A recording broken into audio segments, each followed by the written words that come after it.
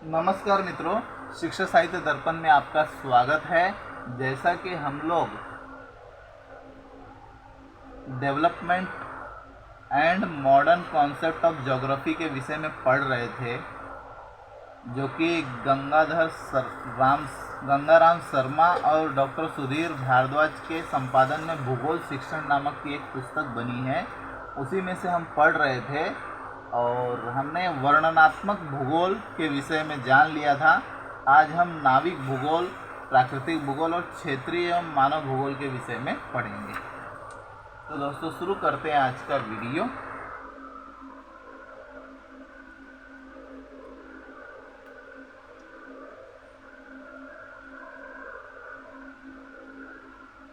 नाविक भूगोल, seller geography.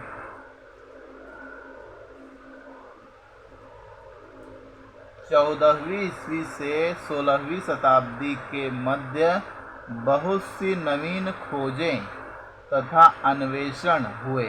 इस युग में मानचित्र निर्माण का काफ़ी विकास हुआ। ग्रीक युग में समुद्री यात्राओं द्वारा ही भूगोल का विकास हुआ। समुद्री यात्राओं द्वारा ही लोग एक देश से दूसरे देश जाते तथा समुद्री यात्राओं द्वारा ही विजय प्राप्त करते। रोम निवासियों ने भौगोलिक ज्ञान की वृद्धि स्थलीय युद्धों तथा यात्राओं द्वारा की। कुछ प्रमुख यात्रियों के नाम जिन्होंने भौगोलिक ज्ञान को बढ़ावा दिया इस प्रकार हैं: Bacon, Prince Henry, Ann Carpenter. 15वीं शताब्दी के पूर्व भूगोल का स्कूल के पाठ्यक्रम में कोई प्रमुख स्थान न था। 15वीं शताब्दी में सर थॉमस इलियट ने इस विषय को वास्तविक जीवन प्रदान किया और यह कहा कि भूगोल विस्तृत दृष्टिकोण बनाता है, कल्पना को बढ़ावा देता है तथा इंद्रियों को तेज बनाता है। उसने भूगोल शिक्षण में चित्र,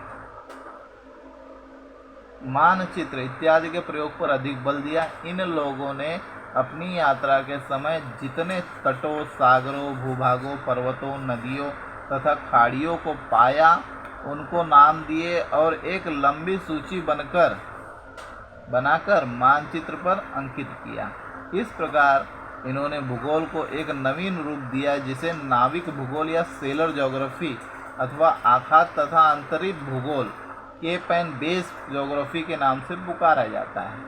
इस समय शिक्षा में भूगोल को स्थान मिला और एक नई विधि का विकास हुआ, जिसे केप एंड बेस मेथड के नाम से पुकारा जाता है।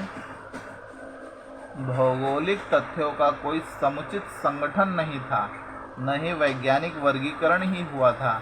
विद्यार्थियों को नदियों, पर्वतों,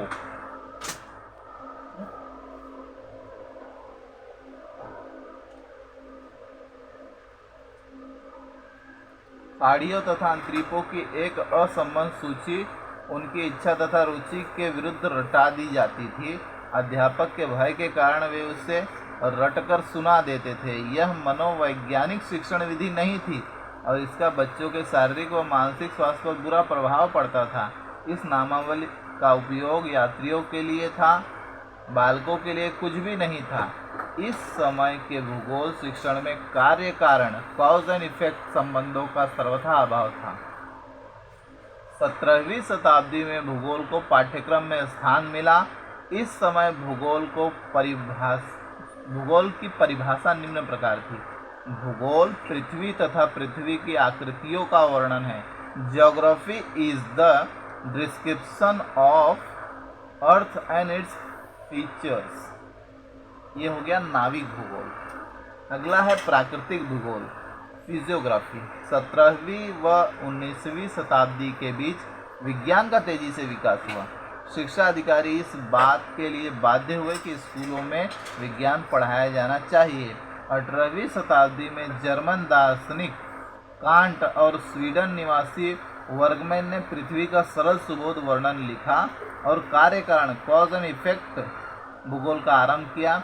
इन भूगोलवेत्ताओं ने बताया कि पृथ्वी पर होने वाली प्राकृतिक क्रियाएं जैसे गर्मी, वर्षा, ज्वालामुखी, भूकंप आदि के पीछे कुछ भौगोलिक कारण छिपे हैं। James cook, Humboldt, Wallace, Columbus, Vasco D gamma, Magellan की वैज्ञानिक खोजों ने लोगों के ज्ञान में वृद्धि हुई। इस बढ़े हुए ज्ञान ने दूसरे विज्ञान जैसे भौतिक शास्त्र, रसायन शास्त्र, ज्योतिष शास्त्र, भूगोल आदि विज्ञानों को जन्म दिया। इन नवीन विज्ञानों में प्राकृतिक भूगोल निकला। इस प्रकार भूगोल भी कई शाखाओं में बटा और भौतिक भूगोल का अध्ययन आरंभ हुआ। भौतिक भूगोल का निम्न प्रकार अर्थ दिया जाता है: पृथ्वी पर पाए जाने वाले आकृतियों का क्रमबद्ध अध्ययन तथा उनका आपस में संबंध ही प्राकृतिक भूगोल कहलाता है। प्राकृतिक भूगोल के अंतर्गत धरातल की विभिन्न आकृतियों, मौसम विज्ञान, समुद्र विज्ञान, मृदा भूगोल, परिस्थिति भूगोल इत्यादि आते हैं। इन भू आकृतियों का मानव क्रियाकलापों पर कोई प्रभावी अध्ययन नहीं किया जाता है। जर्मनी के महान भूगोलवेत्ता कार्ल रिटर ने भूगोल की परिभाषा को इस प्रकार प्रस्तुत किया: भूगोल भौतिक विज्ञानों एवं मानवीय अध्ययन के बीच एक पुल का कार्य करता है। Geography is a bridge between physical sciences and humanistic studies. उन्होंने इतिहास व भूगोल के सहसंबंध पर बल दिया। प्राकृतिक भूगोल का विस्तार के साथ अध्ययन किया। भौगोलिक वातावरण का अधिक महत्व समझा गया और मानव का महत्व कम। मानव को भौगोलिक वातावरण का दास माना गया। अब भूगोल को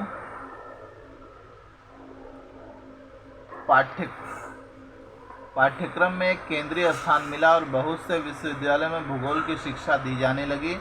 भूगोल को विभाजन विज्ञान कहकर परिभाषित किया जाने लगा।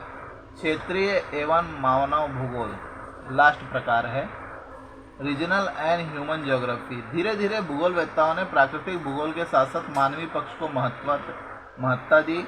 19वीं शताब्दी भूगोल का स्वर्ण युग कहलाता है। इस काल में भूगोल के सभी अंगों का वैज्ञानिक अध्ययन होकर आधुनिक भूगोल का शिलान्यास हुआ। आधुनिक काल में 20वीं शताब्दी भूगोल विषय के दृष्टिकोण में जितना परिवर्तन हुआ है उतना अन्य किसी विषय में नहीं हुआ। आज के लगभग 70 वर्ष पूर्व भूगोल का विषय नामों की सूची मात्र समझा जाता था। नदी, पहाड़, अंतरिक्षों के नाम रटना, उनके नक्शों में अंकित कर लेना भूगोल शिक्षण की तीसरी समझी जाती थी। कार्य व कारण के संबंध को नहीं समझा जाता था। भूगोल एक साधारण विषय समझा जाता था। हाई स्कूल से आगे इसे पढ़ाने की उपयोगिता नहीं समझी जाती थी। आजकल भूगोल के दृष्टिकोण में परिवर्तन हो गया है। अब भूगोल का अध्ययन कारण और परिणाम के आधार पर माना जाने लगा है। मानव भूगोल पर अधिक बल दिया जाने लगा है। अब हाई स्कूल कक्षाओं के बाद भी यह विषय विश्वविद्यालय स्तर तक पढ़ाया जाता है। आजकल भूगोल एक स्वतंत्र विषय है। यह कला होते हुए भी विज्ञान है। सन 1905 में ए.जे. हर्बर्टसन ने पृथ्वी के धरातल को विशाल प्राकृतिक प्रदेशों में विभाजित कर प्रादेशिक भूगोल का अध्ययन कराया। इन प्रदेशों की रचना प्राकृतिक दशा व जलवायु के आधार पर की गई थी। यह इसलिए की गई थी कि इन भौगोलिक तथ्यों का मानव क्रियाओं पर बड़ा प्रभाव पड़ता है। प्रत्येक प्राकृतिक प्रदेश की जलवायु तथा वनस्पति एवं प्राकृतिक धरातल एक सा होता है। इसलिए हर प्रदेश में रहने वाले मनुष्य एक से ही उद्योग धंधे करते हैं। इस पद्धति से में भी मानव पक्ष पर पर्याप्त जोर दिया जा सकता है। यह पद्धति वैज्ञानिक पद्धति का अनुसरण करते हुए भी मानव पक्ष पर काफ़ी बल देती है। 20वीं शताब्दी में भौगोलिक दृष्टिकोण के साथ साथ मानवीय पक्ष पर अधिक बल दिया गया। अब भौगोलिक तत्वों का अध्ययन मानव पर पड़ने वाले प्रभाव के संदर्भ में किया जाने लगा। मनुष्य का अपने पर्यावरण पर प्रभाव तथा उनका अनुकूलन और आर्थिक क्रियाएं ही मानव भूगोल के मुख्य विषय हैं। यही कारण है कि भूगोल के वर्तमान रूप में मानव पृथ्वी दोनों को समान स्थान प्राप्त है। भूगोल वह विज्ञान है जो पृथ्वी पर मानव का अध्ययन करता है। Geography is the science of man on earth. भूगोल की इस परिभाषा से यह स्पष्ट है कि भौगोलिक तथ्य प्रमुख है और मानव का महत्व कम है। लेकिन आज यह परिभाषा भी बदल गई है। भूगोल अब वह विज्ञान नहीं जो केवल भौतिक तत्वों का मनुष्य के ऊपर पड़ने वाले प्रभाव का अध्ययन करता है, बल्कि मानव एवं प्रकृति एक दूसरे पर क्या प्रतिक्रिया करते हैं उसका अध्ययन किया जाता है। Geography is the science of distribution.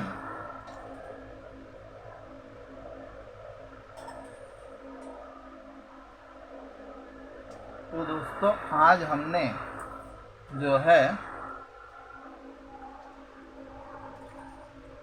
भूगोल के जीवन इतिहास के 4 स्तरों को पढ़ा। वर्णनात्मक भूगोल, नाविक भूगोल, प्राकृतिक भूगोल, क्षेत्रीय भूगोल। तो दोस्तों आशा है आप लोगों को मेरा ये छोटा सा प्रयास पसंद आया होगा, और जो मेरे वीडियो को देख रहे हैं कृपया लाइक करें, शेयर करें, सब्सक्राइब करें।